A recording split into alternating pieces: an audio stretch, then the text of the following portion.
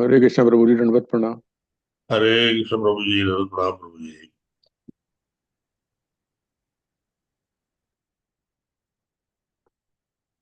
हरे कृष्णा प्रभु जी, प्रणाम प्रभु जी। हरे कृष्ण विजय कुमारी माता जी, प्रणाम माता जी।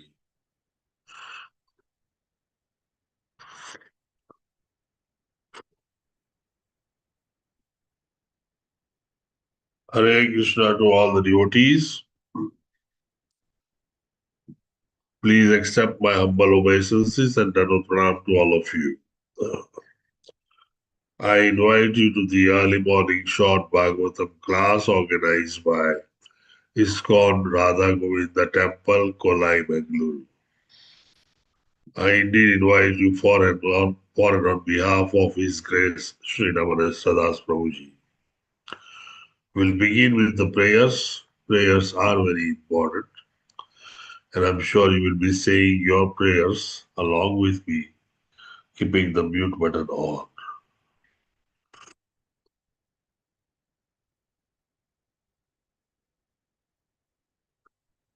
Om Ajnanatimirandasya Gnananjanashalakaya Chakshur Urmilitam Yena Tasmai Shri Guruve Namaha.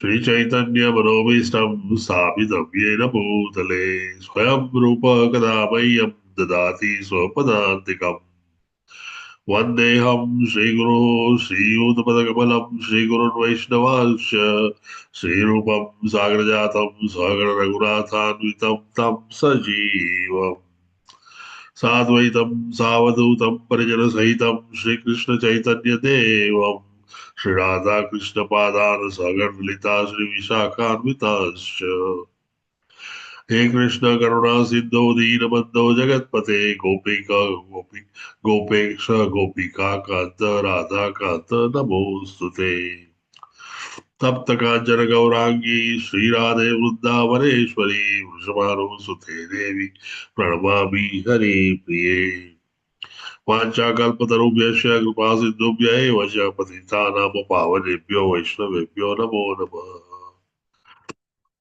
नमो विष्णुपादाय कृष्णप्रेसाय भूतले श्रीमते भक्तिवेदांत स्वामी निधि नामिने नमस्ते सारस्वते देवे गौरवाणी प्रचारिणे निर्विशेष शून्यवादी पाश्चात्य देश तारिणे जय श्री कृष्ण चैतन्य प्रभु नित्यानंद श्री अद्वैत गदाधर श्रीवासादि गौर भक्त वृंद हरे कृष्णा कृष्णा कृष्णा हरे हरे हरे राम हरे Ram Ram Ram Hare Hare please follow me ओम नमो भगवते वासुदेवाय ओम नमो भगवते वासुदेवाय।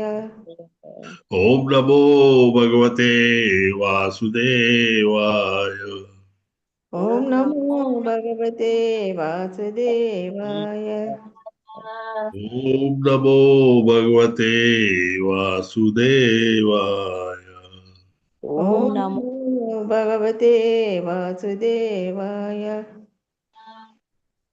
नारायणं नमस्कृत्य नरं चैव नरोत्तमम् नारायणं नमस्कृत्य नरचैव नरोत्तमः।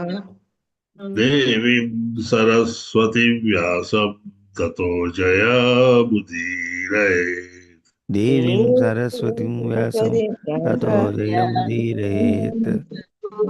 सुवर्णतां स्वकथाः कृष्ण पुण्य श्रवण कीर्तनः तृणतां शृणुतां कदा कृष्णः श्रवण पुण्यश्रवणकीर्तनः हृदयन्त सोऽयभद्राणि विदुनोति सुरस्तथा उदयन्तो श्रीमभद्राणि विनोति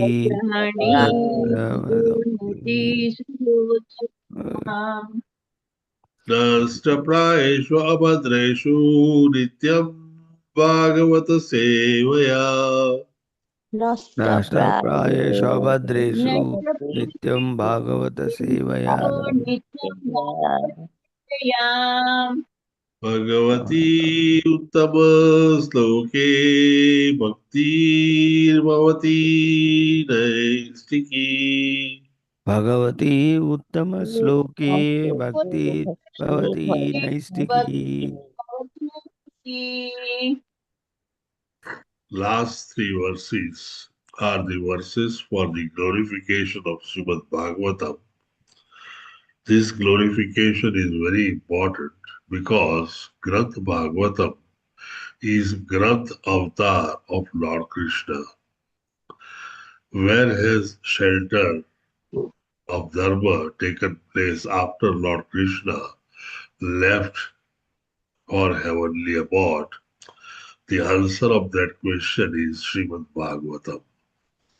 So remember that we are actually reading, discussing, and talking about Lord Krishna himself directly.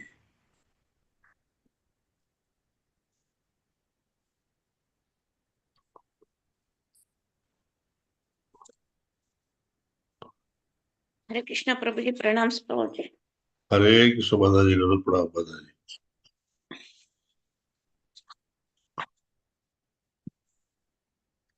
Srimad Bhagavatam, Canto 6, Prescribed Duties for Mankind. Chapter 15, the saints Narada and Angira instructs King Chitraketu. A very simple verse. Those who want to recite the verse can raise their hands.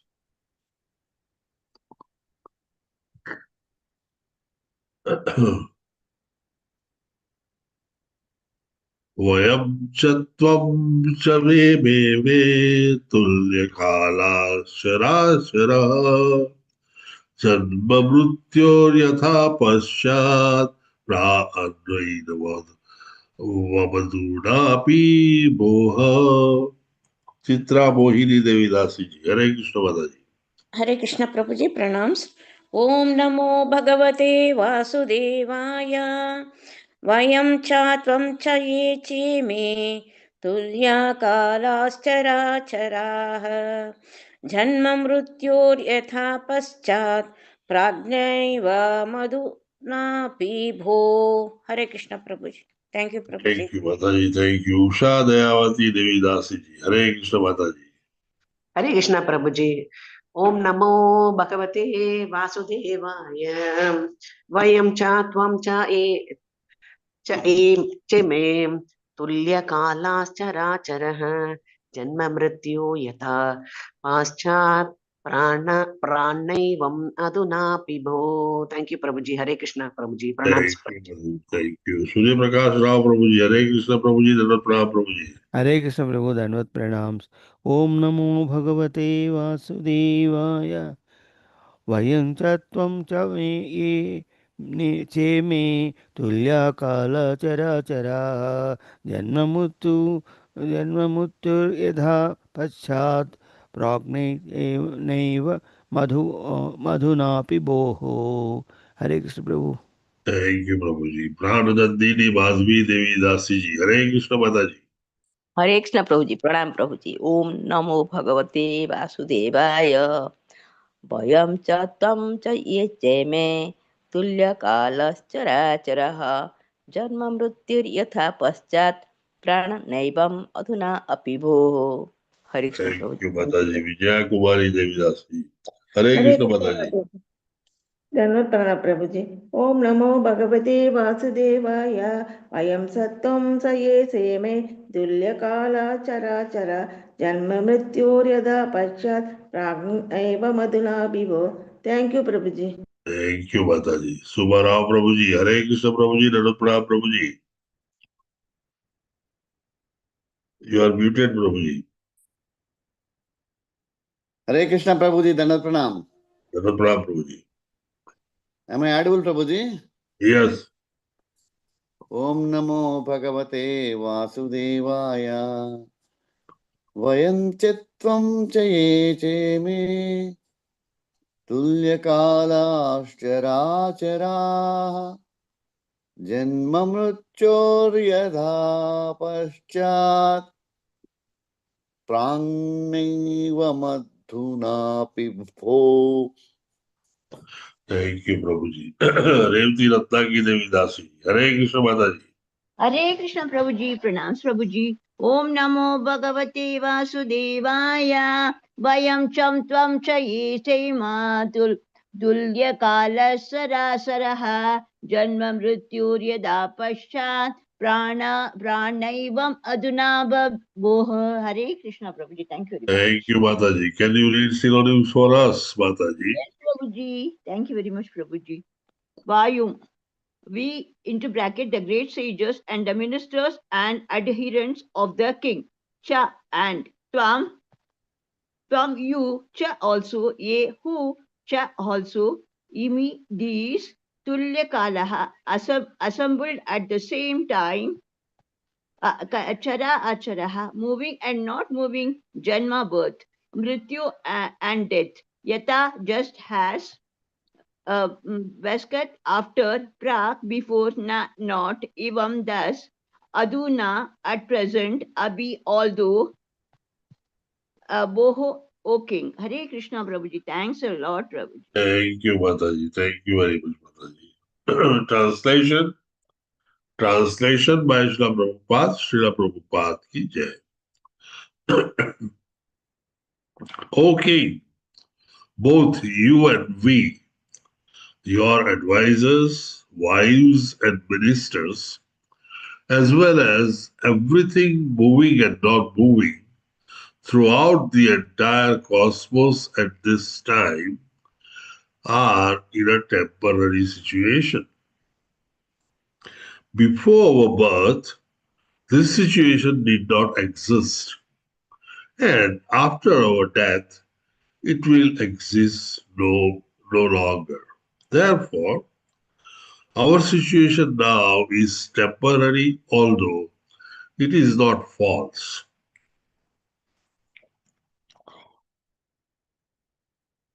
Purport by Srila Prabhupada, Srila Prabhupada ki jai.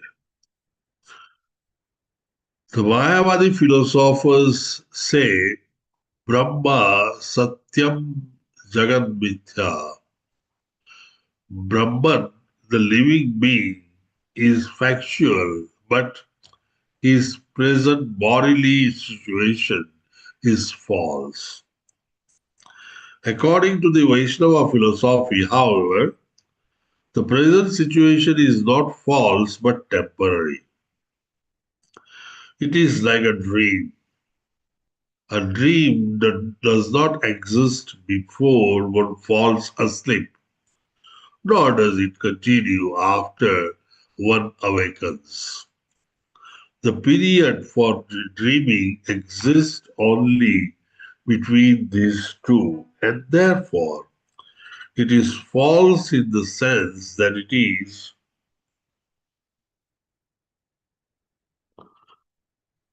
is impermanent. Similarly, the entire material creation, including our own creation and those of others, is impermanent. We do not lament for the situation in a dream because the dream takes place or after it is over and before the dream takes place or after it is over, and so during the dream or during a dream-like situation, one should not accept it as factual and lament about it. This is real knowledge.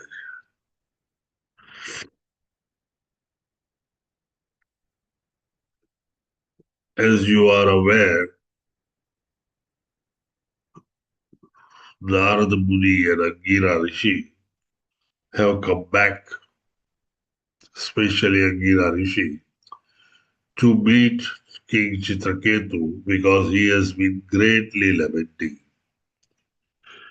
They both felt that his lamentations are out of control, unnecessary, and he should be instructed to stop lamentation. And so, since verse number 3, their instructions are going on to convince and explain to King Chitraketu that he has lost his son, but that doesn't mean he has lost the world. It's very important because when the crisis occurs in any human being, at that time the first feeling is that you have lost this world. From there begins the recovery, gradually to the extent that recovery is so full and complete that you feel that really nothing is lost at all. There are many learned people, when Socrates always says that never ever act on a picture which is hazy. When the events are occurring, there is a kind of a sandstorm going on around the events, and that makes picture very blurred. You cannot make up your mind in a blurred picture about the truthfulness of the events and its outcome. And so it's always worthwhile waiting for a time required so that your blurred picture becomes distinctly clear. Once the picture is clear, making a decision, and that too making a successful decision, is very easy. We call it hindsight. We always say that looking at any events with a hindsight, you always end up giving the right answer and correct situation.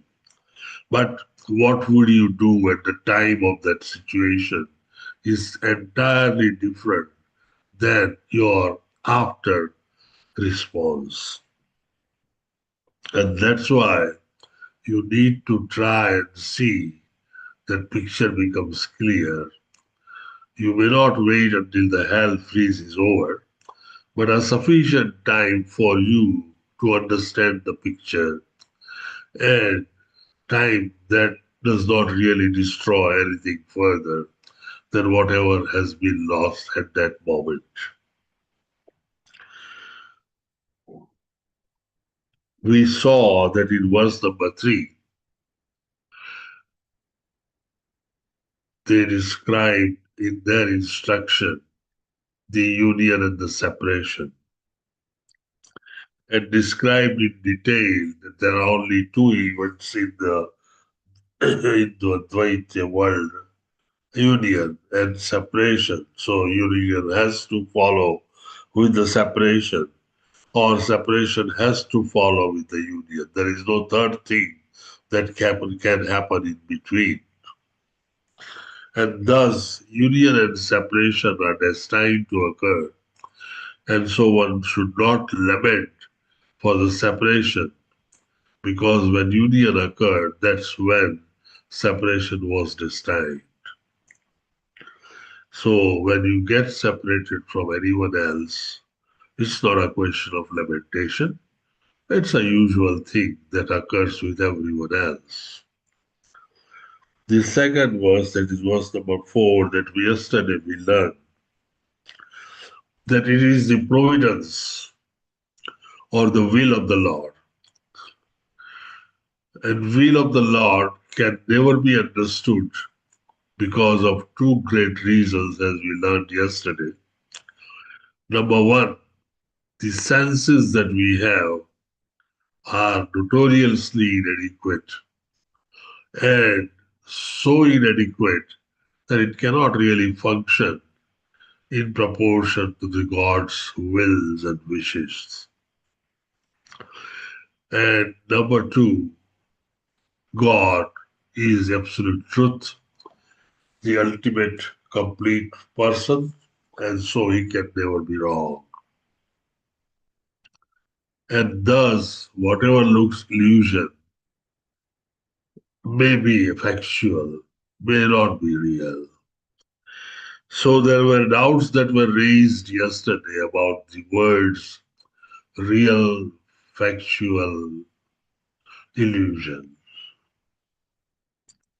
And very smartly, Srila Prabhupada has now tried to explain the difference between the real, factual, and illusion. We were always wondering when we started with our courses in Bhagavad Gita that they say that this world is an illusion. Whereas when I sit in my dining room, I see a dining table, I can touch it and I can confirm it, I can take a photograph, I can take the photograph of the chairs and others sitting in the room. If you can do that much with your pramans, like photographs, how can you call that illusion? I'm sure each one of you must have had this question in mind once in some earlier phases of, though we are neophytes now, we are little better neophytes than what we were earlier. Srila Prabhupada is explaining this by using two different words, real and factual. He distinctly says that things are real if they are permanent. It means something that has been there must remain there all through the ages of the galaxy and should always be a hallmark in that area. Unfortunately, we are aware that all the cosmic manifestation or the material world or this physical world is created, maintained, and destroyed. Sarga, Iti, and Nirodha. These are the three words used, and we know who does that. We call them Brahma, Vishnu, and Mahesh, or Brahma, Vishnu, and Shiv. They are three different incarnations of the Lord Himself.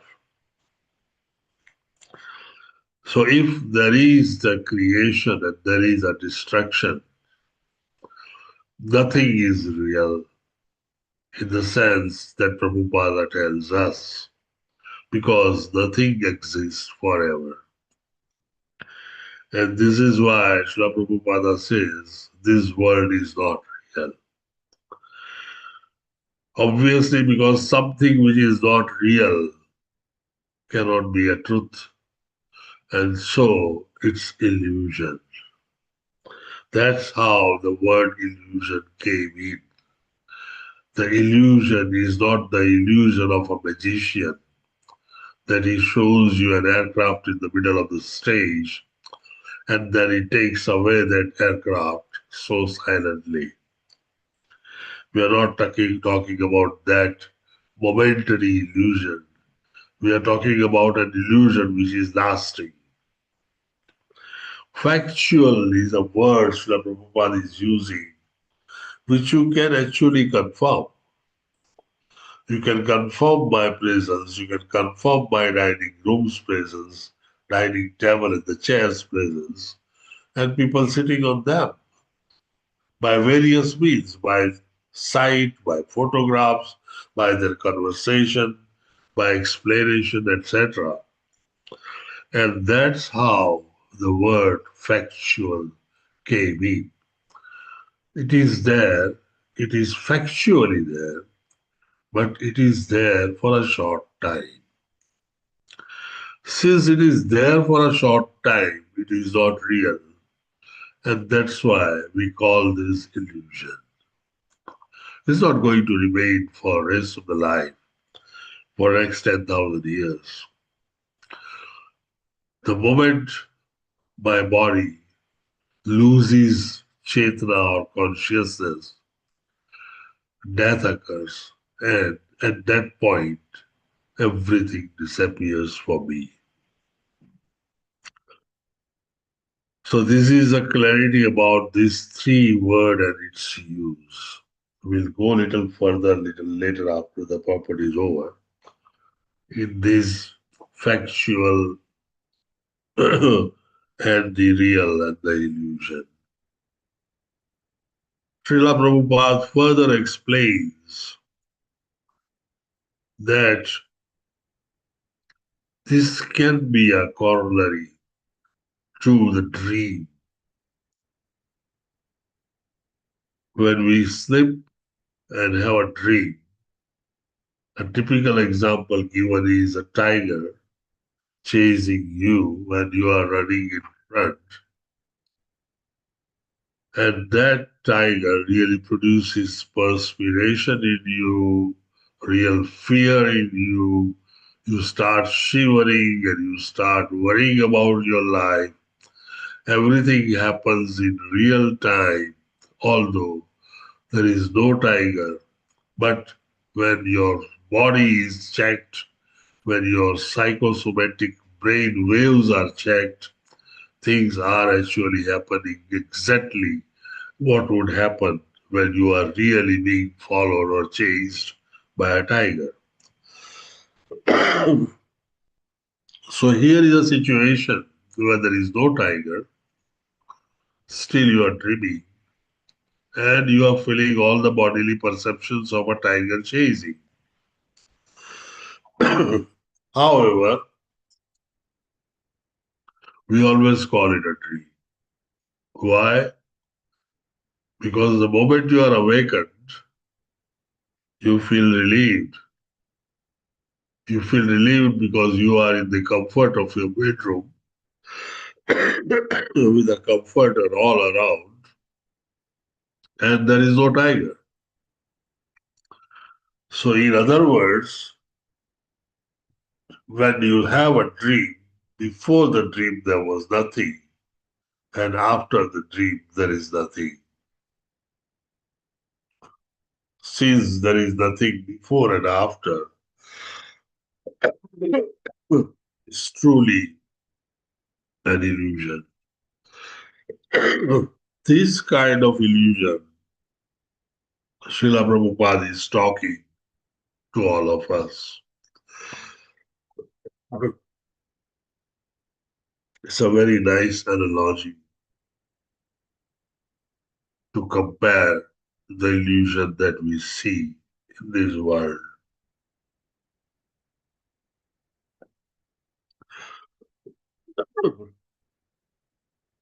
It's a short purport, very pointed purport, with a very clear message.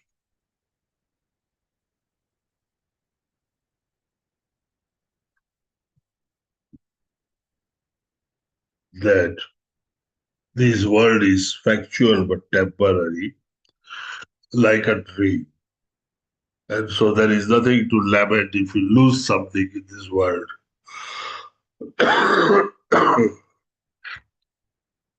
Any question, any queries, any commentary? Because if there are none, we can talk something more important as well, because we have more time.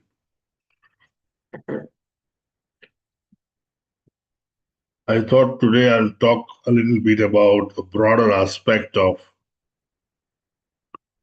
Vedic philosophy. Everybody talks about it. Everybody uses few words, but no one explains to us in whole detail. This is my complaint. I'm sure there are people who understand better and completely well. And still, since it is not a subject to discuss separately, no one explains to us. Please go ahead, Prabhuji. So there are two issues here. Number one is, thank you, Prabhuji. There are two issues here. Number one is the philosophy, and number two is the literature. We don't know what we are picking up and what we are reading, or where it is classified and placed in the Vedic civilization. So let's first talk about the literature, and then we talk about the Vedic philosophy, which is divided into Shad Darshan, six darshans. That's a philosophy used in our Vedic terms to describe the Indian philosophy.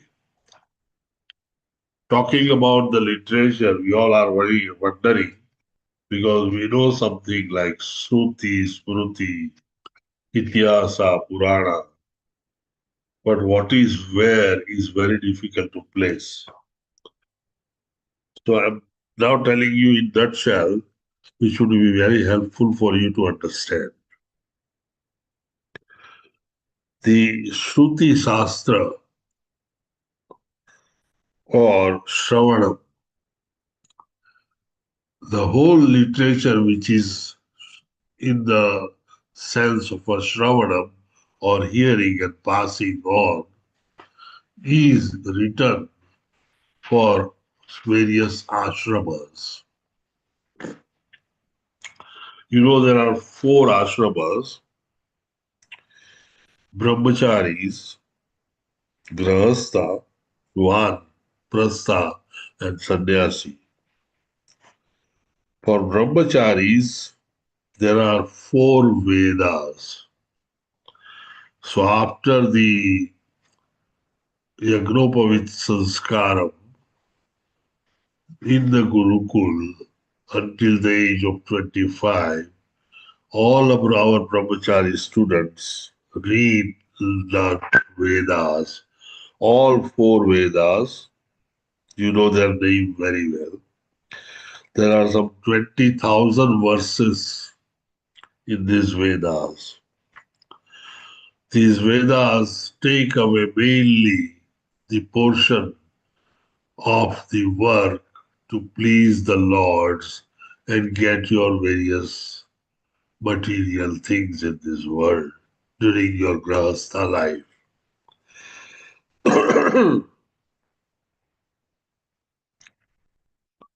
In the grahastha avastha,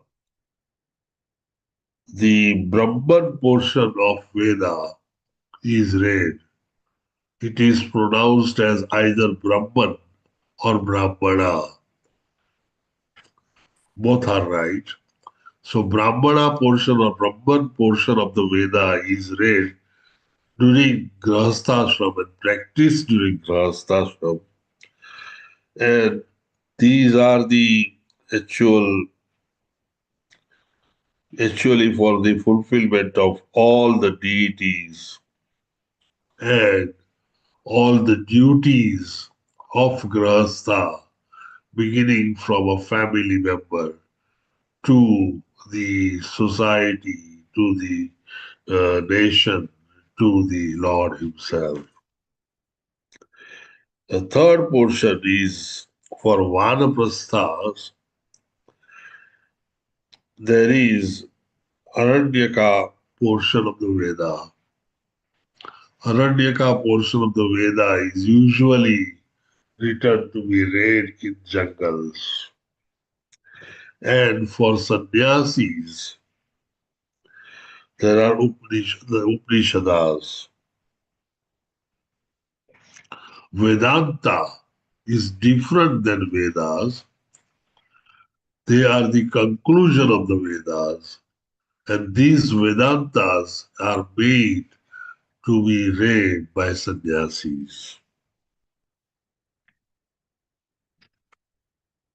This is the Smriti Shastra. So there are 4 Vedas with about 20,000 verses for brahmacharis. And there is a Brahman portion of the Veda or Brahmana portion of the Veda for Grahasthas, mainly for the ritual execution.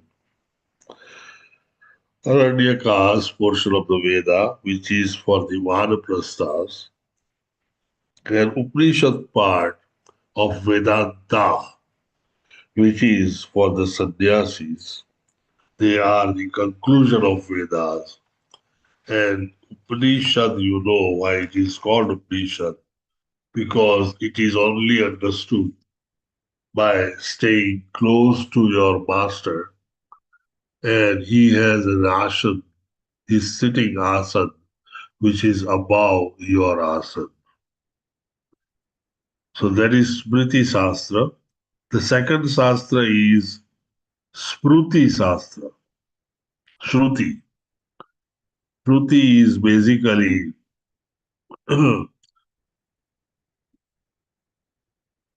Itihasas and Puranas.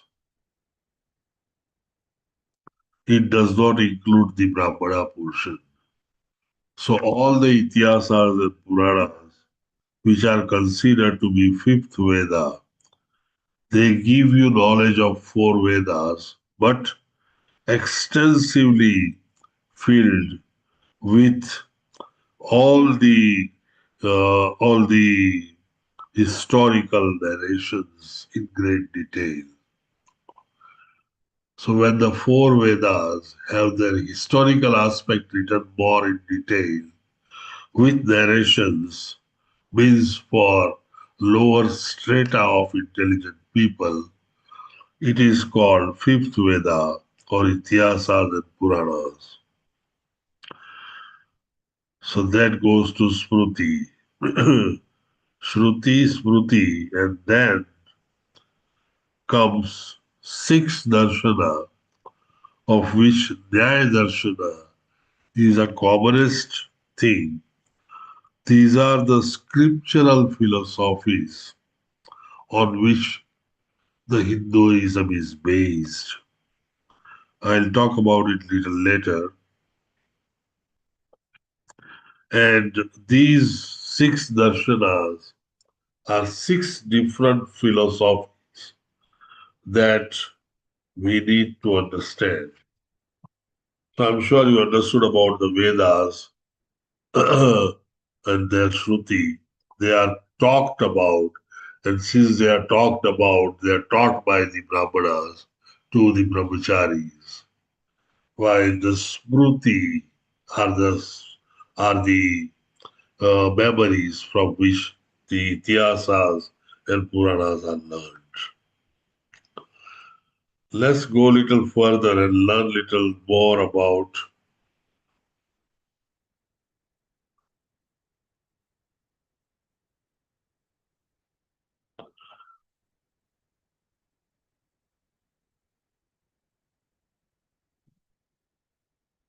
Okay, I've got few points which are good for understanding. Sutra, we call Vedanta Sutra. They are basically single sentences and are used in our Shastras extensively. And they are known as sutras themselves.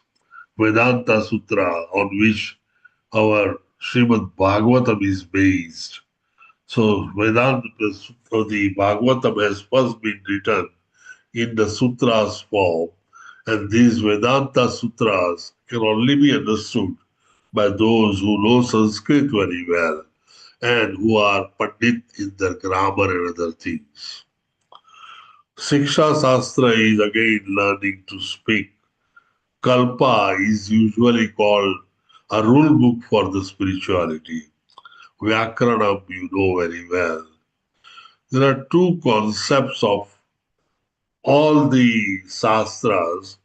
One is called Khali Pulkati. That's a bird's eye view, or what we call Vihanga Avalokan. Nyaya philosophy uses logic to get the bird's eye view of our philosophy. And Kakakshi Golokata, that is the eye of a crow, it is said that the crow has only one eye to look at, and that one eye also has a one small spot in retina that can only visualize. And so, crow's vision is very focused in a single part anywhere. The rest of the things may not be very important.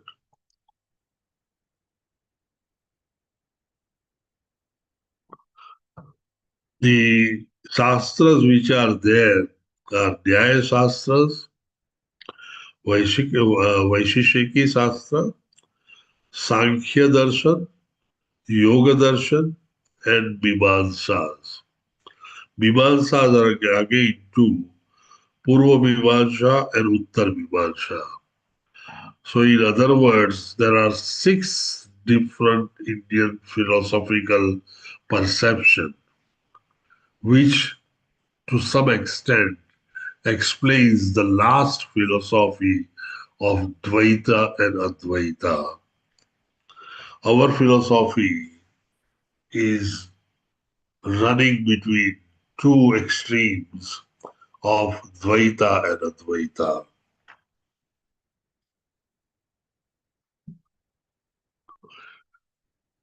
This philosophy in the spiritual terminology is known as darshan or darshanas. Darsanas means detailed understanding of the transcendental aspect of any logic or transcendental outlook. This is basically an essence of Veda or gist of Veda. So, if you just want to know the gist of Veda, what Veda says, you should look at these darshanas, especially Nyaya Darshana, which is considered to be very solid philosophy and has stood the test of time. Darshan Shastra basically is telling us the perfect idea of the object. Any object that you take, any material object or a spiritual object, they have a laksh and lakshana. Lakshanas are characteristic. Laksh is the object itself. Just learn the broader part, and I think you will understand at the end everything well. Give a minute or two. Who has written Nyaya Shastra? Okay, it's written by Gautam Maharshi or Akshapada, and that's why it's known as Akshapada Darshan. Remember that Nyaya Darshan basically is revolving around difference between the matter and the consciousness, the bodily concept and concept of soul.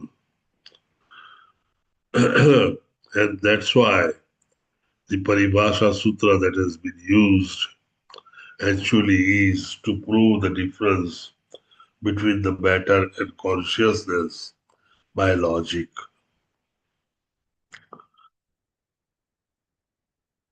This is a very important chart, and I think if you understand this, you will not have much difficulty in understanding about Indian philosophy. Darshanam is actually, just give me a minute.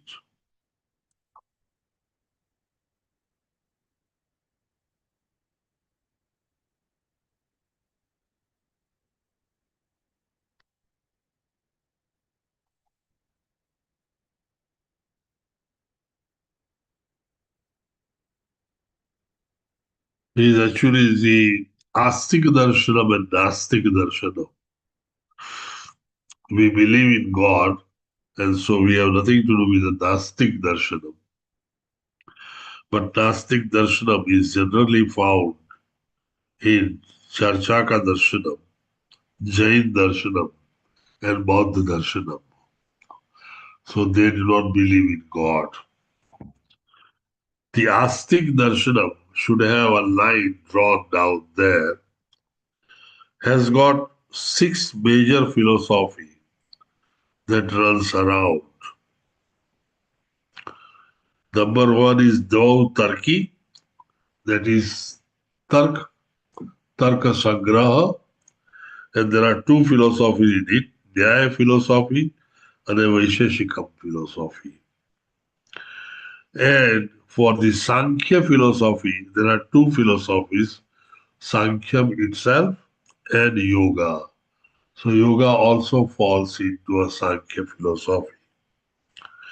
And for Mimamsa philosophy, Purva Mimamsa and Uttar Mimamsa.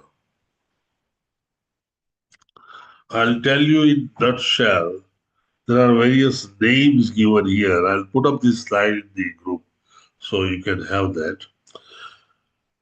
But the Nyaya philosophy is considered to be a philosophy of logic, which comes to the conclusion by only logical analysis. And whatever we are reading in the Srimad Bhagavatam and other things have passed through these six darshanas by the expert acharyas, and that's why we are reading it. It was mainly by the Gautam Maharshi, and there are two others who are Vrittikar and Bhashyakar. Vrittikar is one which writes the Vritti or the basic principle, and Bhashyakar is the one who explains in volumes and volumes about the truthfulness of that principle.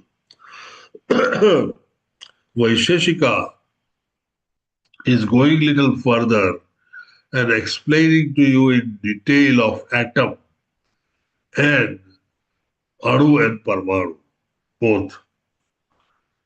So Nyaya philosophy explains the logic behind the matter and the soul, and the same thing is broken down in Vaisheshikam in the form of Anu and Parmanu and explained. Dvai Sankhya, though two Sankhya philosophy, both the Sankhya is different than this Kapil Muni Sankhya of our third canto. And this Kapil Muni, that one is also a Kapil Muni. Basically, Sankhya philosophy and Nyaya philosophy explains the body construction, material body construction by the elements 22, 23, 24 and 25, depending on which path you believe. But roughly they are 24 according to our Srimad Bhagavatam. And these 24 elements constitute not only human body, but the entire material manifestation.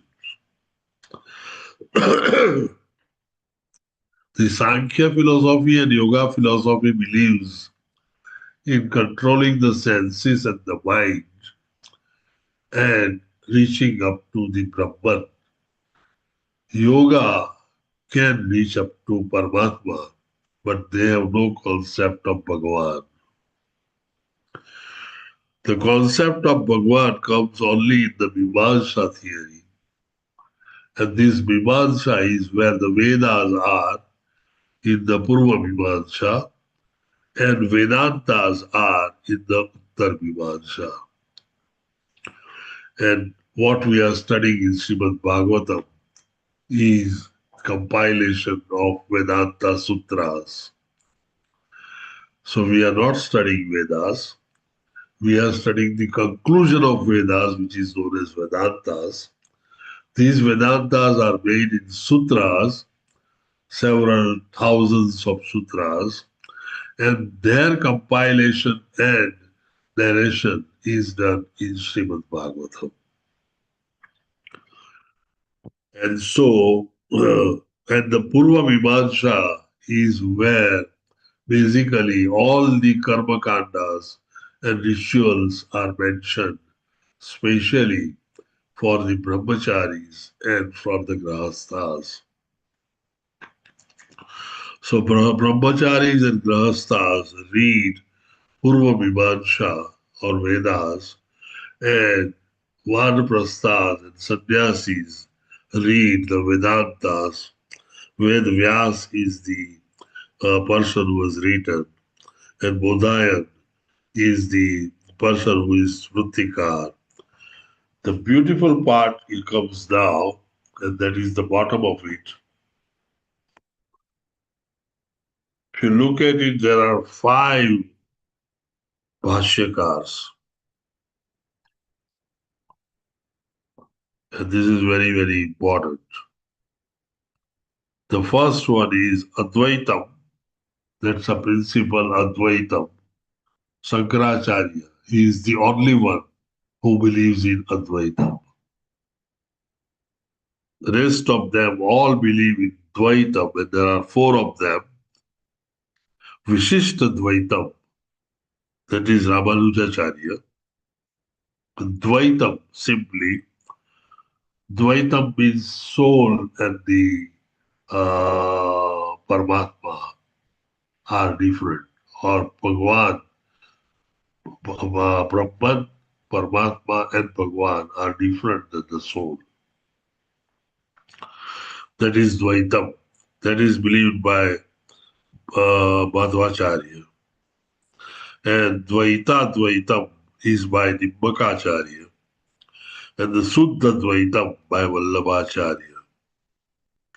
All 4 believes in the Dvait philosophy except Shankaracharya. So majority of us, all of us believe in Dvait theory. And that's why we differentiate from Mayavadi and other people who believe to become like God or to merge with the Lord. We never can merge with the Lord. Lord is very superior and supreme. I hope this made some sense. I'll post this chart in the group. Any question? Any doubts? Prabhuji, please give a summary of the chart once more, please. Just the outline. Okay. This chart, which is there. Yes, Prabhuji. Basically, there are 2 kinds of populations.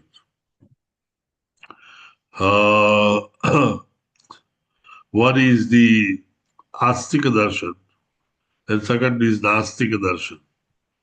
Nastik Darshanam are those who believe in the non-existence of the God. So we are not going into it. They are Jain, Buddha, and Charvak Darshanam.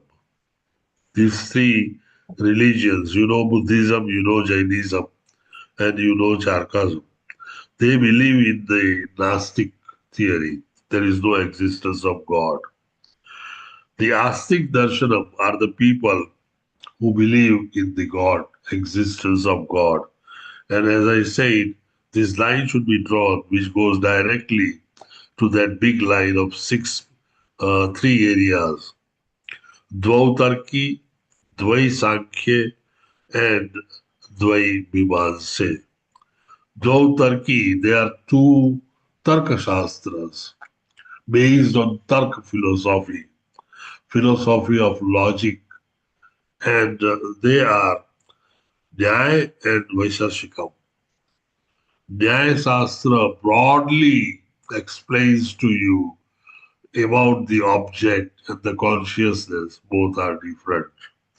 Whereas Vaisheshikam explains to you in the kind of Anu and Parmanu how the matter is different from the consciousness. Sankhya philosophy has Sankhya and Yoga. This Sankhya is different than what we study in the 2nd and 3rd canto of Kapil Muni. Unfortunately, this Sankhya also has the same name of the Rishi, Kapil Muni, and that's why we confuse many a times. The Kapil Muni Sankhya and the Yoga both believe in disciplining the mind and the senses, and then reaching up to either Brahman or up to Paramatma level. They do not believe that the God exists in a human form or any other form other than Paramatma. And lastly, Mimamsa,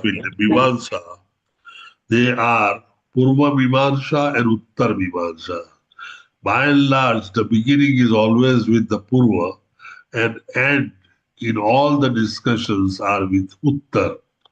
So it is Purva goes into Western, Purva goes into South, then it goes to Western, and ultimately it goes to Uttar. Uttar is the highest, Purva is the beginning. Purva is mainly for the brahmacharis and grahasthas, and they are the Vedas, 4 Vedas, and the Brahmana portion of the Veda, which is full of rituals for the human being.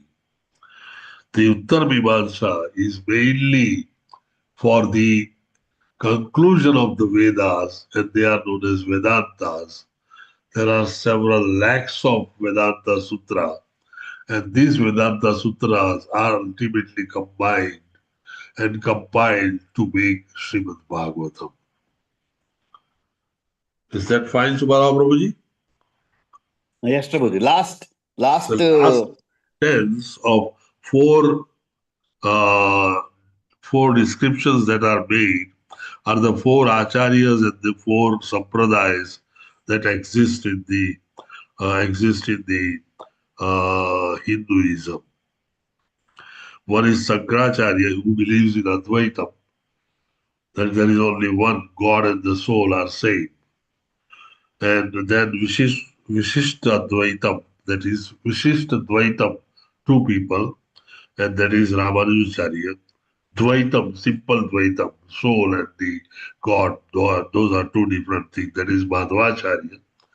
We actually go into Gaudiya Madhva principle, and that is where the Chintya, Achintya, Veda, Abheda, Tattva is a special philosophy for us.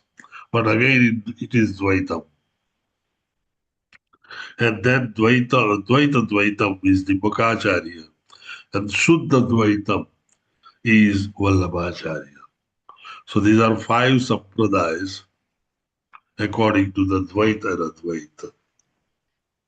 Thank you, Prabhuji. Very nice of you. Wonderful. Thank you, Lord. Thank you to Srila Prabhupada. Pranandini Mataji, Hare Krishna Mataji. Hare Krishna Prabhuji. This Dvaita Advaitam by Nimbakacharya Prabhuji. Please explain, Prabhuji.